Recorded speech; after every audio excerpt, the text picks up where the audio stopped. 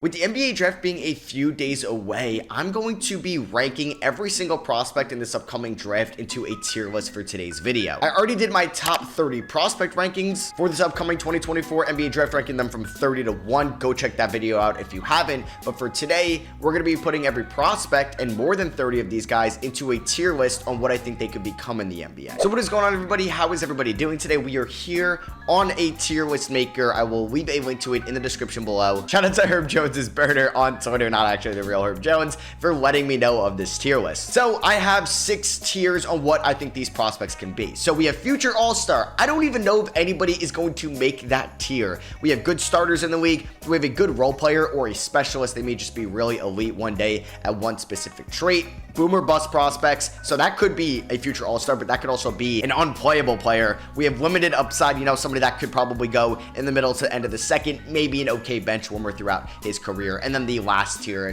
I don't really think they're going to do much throughout their NBA career. So looking back on this in a couple years could definitely come back and bite me. All right, so let's start off with Baylor Shireman, somebody I did rank number 30 in my prospect ranking. I actually think he's going to be a pretty good role player in this league. The shot is going to play right away. He definitely has limited upside for sure, but I think can carve out a nice spot in his NBA career because of his plus shooting and honestly solid playmaking as well, good size and frame.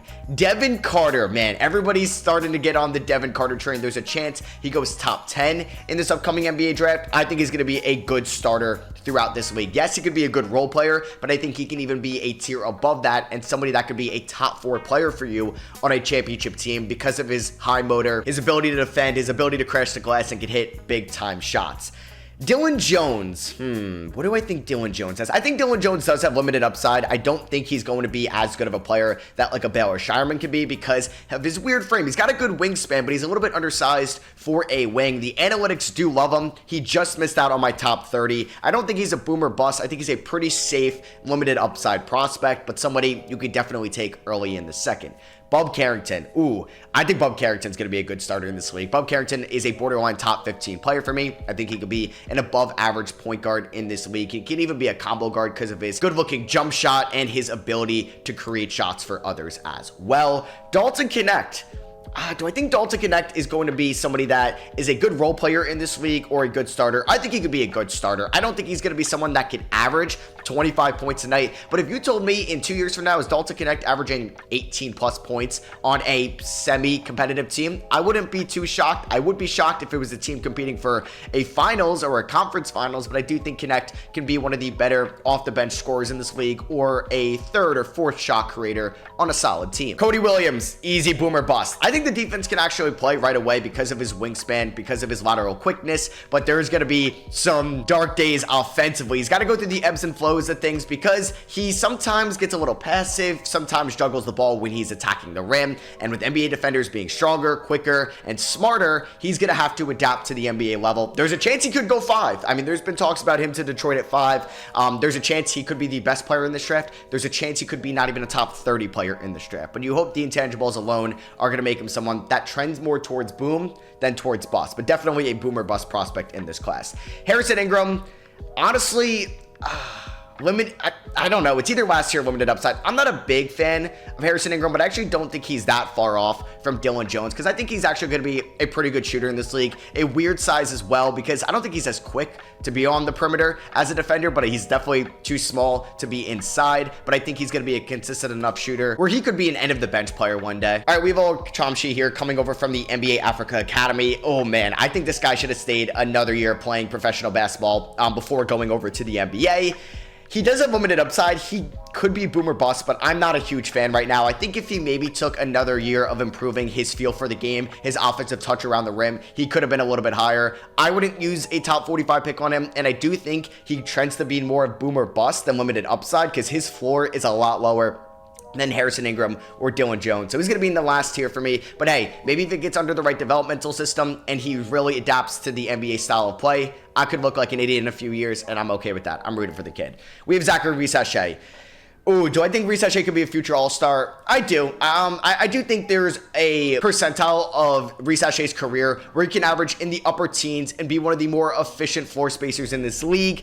Do I actually think that could be an all-star caliber? You know what? I don't think so. I'm going to actually drop him to the good starter. I don't know how many guys, like I said, could be a future all-star in this tier. I do think Reese Shea, out of any of these four, between Carter, Carrington, and Connect, can be a good starter. There's a chance he could be boom or bust as well with Cody Williams.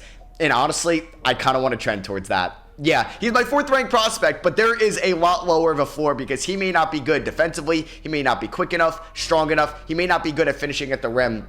And if the jump shot doesn't play, what is he going to be good at, right? So I'm actually going to throw him that Cody Williams boomer bust tier.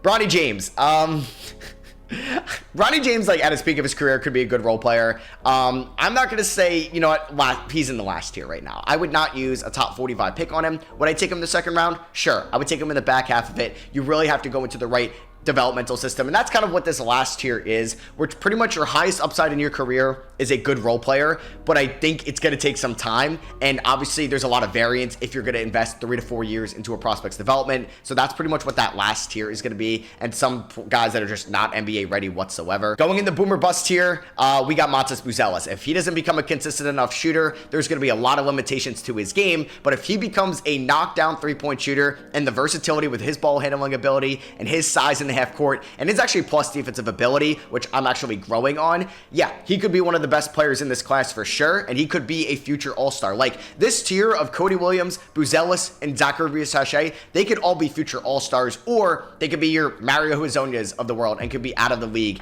in less than 10 years. All right, next up we have Kel'el Ware, who honestly does have a little bit of boomer bust to him, but I actually think he's going to be a solid role player in this league. I don't know if he's going to be a high-end starting center, where I think like Carter could be a high-end guard. I think same with Carrington and Connect and all these guys in boomer bust. Like I said, they could be future all-stars. I don't know if Kel'el Ware will ever be an all-star unless he's a knockdown 3-point shooter. He's fully locked in 100% of the time, and he turns into a all-defensive caliber big man in this league. That's a lot of ifs, but I do think his floor and ceiling are pretty close to each other. I think it's a good role player in this league and could be a good rim protector off the bench. Cam Christie definitely has higher upside than Harrison Ingram or Dylan Jones. There's a chance he's like last year, he could be out of the league. Like, he's similar to his brother Max Christie, but I think he's going to be boomer bust, but lesser than the 3 guys ahead of him. Like, these 3 for sure could all be, like I said, future all-stars. I don't think Cam Christie could ever be a future all-star. I think his ceiling is probably a good starter, but I'm still going to throw him in the boomer bust. Nikola Topic, I think he's going to be a good starter in this league. I do. I don't know if Topic is ever going to make an all-star game because of his limitations offensively. I don't know if he's going to be someone that can average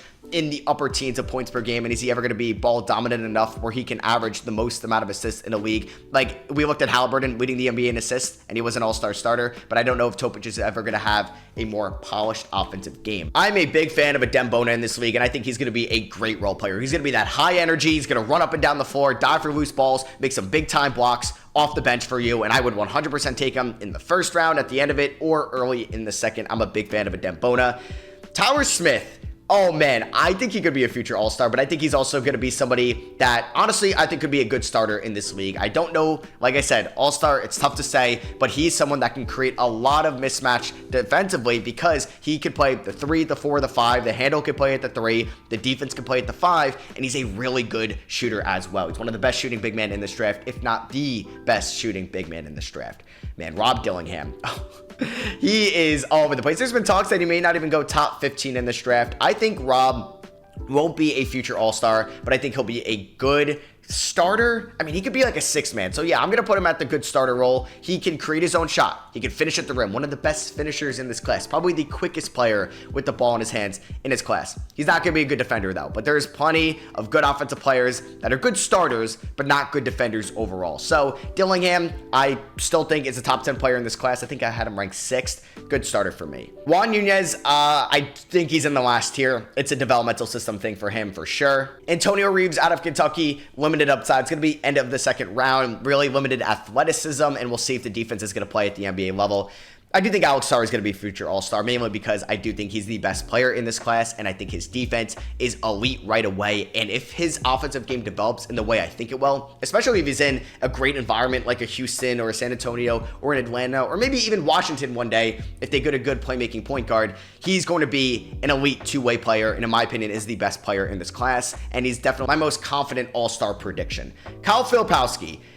I do think Kyle Filipowski has limited upside. I'm not a big fan of Kyle Filipowski. You guys know that. I'm a little bit lower on him than the consensus, and I do worry if the shot isn't consistent enough, the defense isn't going to play, the playmaking as a big man may not play as much as people think it will, and he may not be a great player long term. But I do think he could still be a solid player in this league. Yeah, PJ Hall, definitely limited upside. I believe he's 6'9". He's a good athlete for sure, but I don't think he's going to be physical enough at times to be a high-end big man in this league. So I think like limited upside could definitely be end of the bench going forward. We do have Stephon Castle next, and I do think Stephon Castle is going to be a good starter in this league. He's probably going to be, I think, the best player out of all these guys here, and then I think like probably Topic is up there, Rob Dillingham a little bit more than these other guys, because I think at his like floor, he's going to be an elite perimeter defender, an elite lateral defender, and he's someone that could be a winning basketball player. And I think his ceiling is future all-star. I think he's got a higher floor than Cody Williams, Buzelis, Christie, or Reese Shea. Cam Spencer. I like him more of a prospect than Bronny, Nunez, or Ulrich, but I do think there is limited upside for him as a player because of his athleticism in this league. Jared McCain, good starter for sure. His shot is going to play. He's one of the best shooters in this class. And same thing with like Rob Dillingham and Bub Carrington. Like these guys are going to be good shooters at the bare minimum, and that is going to be a good starter in this league. Yeah, McCain can turn into like a Shireman, and he's really only a 3-point specialist, but there's a lot more to that. I see a lot of Emmanuel quickly in him. All right, next up we have Jamal Sheed coming out of Houston. This guy is going to be a good perimeter defender for sure. But there is limited upside offensively, but I think these guys all share a trait that could make them good rotational pieces long term if they hit their ceiling. Antonio Reeves, it could be attacking the rim. PJ Hall could be a bruiser inside. Cam Spencer as a shooter. Dylan Jones as a shot creator. Filipowski as a floor spacing big. And Jamal Sheed as a defender. Like these guys have really good traits right now to be a rotational piece, but I think there's limited upside long term. Last tier, there's maybe not a lot to love. Like right now, like Bronny James, I think is going to be a good defender, but fine at USC, I don't think he's going to be a good defender in the league right away. Ron Holland, as much as I think he could be a future all-star, he could be one, and he's going to go into the boomer bust because Holland, most athletic player in the draft, in my opinion. This dude is going to put on a clinic with some of these transition dunks. He can attack the rim. He's an elite defender, and I think can be a future all-star in this league, but can also be someone, if the shot never develops, and if there could be some shot selection issues as well, could be someone that could be a bust for being a top 10 pick in this draft. Tyler Kolek, good role player, someone that's going to be able to play make, facilitate off the bench, and make some winning plays. Osei Ugudoro, I do like a ton, definitely has some limited upside, but is probably one of the best passing big men in this draft for sure, and I like his basketball IQ right now. Johnny Furphy, yeah, as a 3-point specialist, I think that will play in this league. I don't know if he's ever going to be an all-star, but he's someone that the shot I think is actually NBA ready. I actually do think Reed Shepherd could be a future all-star. He's my 3rd ranked prospect in this upcoming draft, and I think he's a little bit safer as a prospect than Ron Holland, who's my number 2 guy,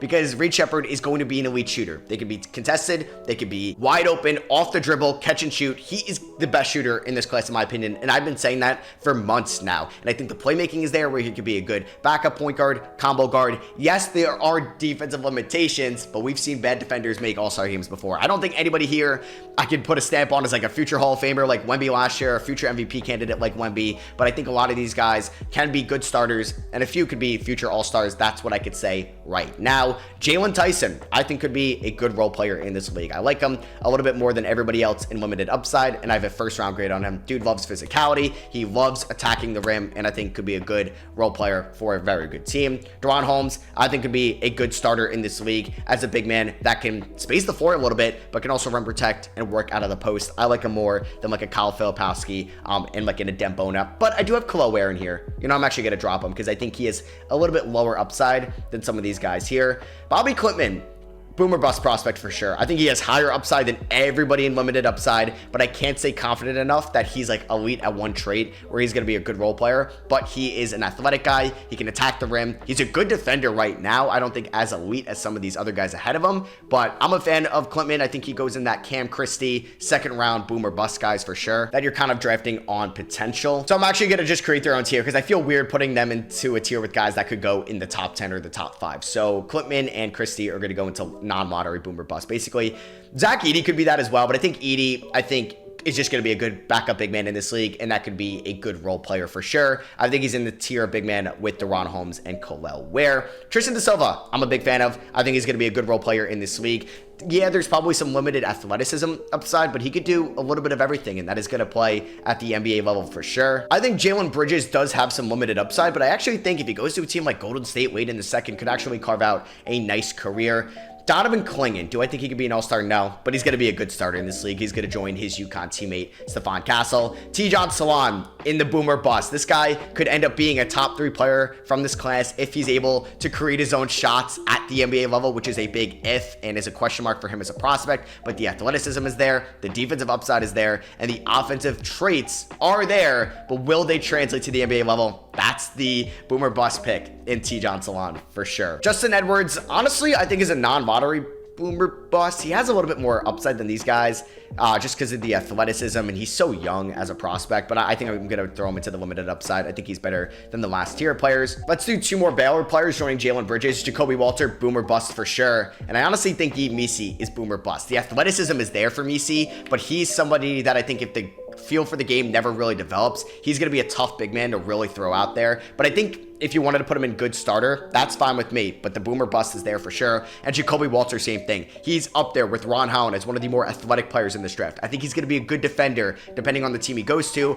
but will the shot be able to be efficient enough? Will he be able to create his own shots? Will he be able to attack the rim, work the pick and roll, navigate ball screens? All big ifs. Next up, Isaiah Collier. I think he could be a good starter in this league. I have a top 15 grade on him, and I think he's in that tier of Bub Carrington and Jared McCain of point guards in this draft, because I think he's going to be a good shooter. He can get to the foul line, and I think he's stocky and physical enough on the defensive end for sure. Ryan Dunn, good role player, defender, that's it. If the shot ever develops, man, he could actually be a future all-star maybe one day, or a really good starter, but I think because of the shot being so questionable, he could be a good role player for sure. Pele Larson, I think there's limited upside, but I actually like his feel for the game a lot more than I do for like a Justin Edwards or a Harrison Ingram right now. But I think like there's athleticism questions. Can his shot be consistent enough? All big ifs. I think Kevin McCullough could be a good role player in this league as well. Kind of like Tristan Da Silva, could do a little bit of everything, but is on the older side, so there's definitely limited upside there. Jonathan Mobo, I think one of the better passing big men in this class as well, like Oso Ighodaro. So he's going to be kind of in like that second tier of like second round guys that I don't think could be like all-stars maybe at their peak, like a Christie or a Klintman, but could definitely be a good rotational piece in this league.